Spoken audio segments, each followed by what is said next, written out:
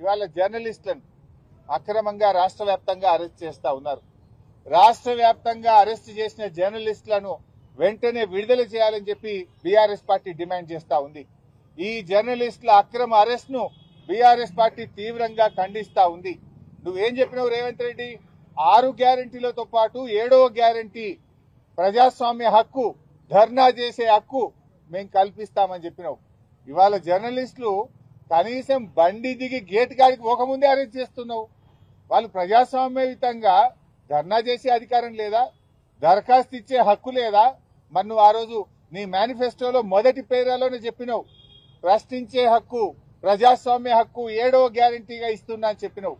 ఇవాళ రాష్ట్ర వ్యాప్తంగా జర్నలిస్టుల గొంతు కోసినావు, అందరినీ కోసినావు. ఇవాళ రైతుల్ని కోసినావు, కార్మికుల్ని కోసినావు, విద్యార్థుల్ని గొంతు కోసినావు, నిరుద్యోగుల గొంతు కోసినావు. లాస్ట్ కు ప్రజాస్వామ్యంలో 4వ పిల్లర్ అయినటువంటి జర్నలిస్టుల గొంతు కూడా కోసినావు కదా. ఇవాళ కేసీఆర్ గారు ఉన్నప్పుడు 26,000 అక్రిడేషన్ కార్డులు ఇచ్చారు. జర్నలిస్టుల కోసం 100 కోట్ల రూపాయల కార్పస్ ఫండ్ను ఏర్పాటు చేశారు. కరోనా వస్తే జర్నలిస్టులను కాపాడుకున్నారు. జిల్లాల్లో జర్నలిస్టులకు ఇండ్ల స్థలాలు ఇచ్చింది బీఆర్ఎస్ ప్రభుత్వం. రేవంత్ రెడ్డి వచ్చిన తర్వాత ఆ రోజేమో గొప్ప గొప్పగా చెప్పిండు, గవర్నమెంట్లకు వస్తే చాలు, ఓడదాటేదాకా ఓడమల్లప్ప, ఓడదాటినాక బోడమల్లప్ప.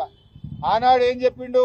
మేము అధికారంలోకి వస్తే జర్నలిస్టులకు ఇండ్లు కట్టిస్తాం, ఇండ్ల స్థలాలు ఇస్తాం, యూట్యూబ్ వాళ్ళకి ఇస్తాం, సోషల్ మీడియాకి ఇస్తాం, ఇంకా అక్రిడేషన్ కార్డులు పెంచుతా అన్నాడు. ఇవాళ ఏం చేసిండు?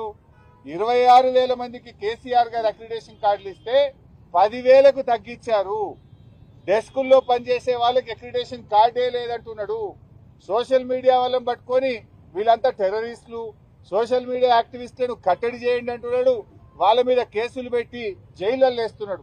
సోషల్ మీడియా యాక్టివిస్టులను అవమానపరిచే విధంగా రేవంత్ రెడ్డి మాట్లాడుతూ ఉన్నాడు. ఉగ్రవాదులతో పోలుస్తా ఉన్నాడు. ఇంత దుర్మార్గమా? నువ్వు అక్రిడేషన్ కార్డులు పెంచుతానని 26,000కి 10,000 ఎట్లా చేస్తావు? నీ అన్యాయాన్ని దరఖాస్తు పెట్టడానికో ప్రశ్నించడానికి వస్తే అక్రమంగా అరెస్ట్ చేస్తావా? ఈ అరెస్టులను ఖండిస్తున్నాం. తక్షణమే వాళ్ళని విడుదల చేయాలని డిమాండ్ చేస్తున్నాం. 26,000 అక్రిడేషన్ కార్డులను పునరుద్ధరించాలని చెప్పి బీఆర్ఎస్ పార్టీ పక్షాన డిమాండ్ చేస్తున్నాం. జర్నలిస్టుల పోరాటానికి బీఆర్ఎస్ పార్టీ సంపూర్ణమైన మద్దతును ప్రకటిస్తుంది. మీ పక్షాన రాబోయే అసెంబ్లీ సమావేశాల్లో బీఆర్ఎస్ ప్రభుత్వాన్ని నిలదీస్తుంది, ప్రశ్నిస్తుంది, జర్నలిస్టులకు సంపూర్ణ మద్దతును అందిస్తుంది. Thank you.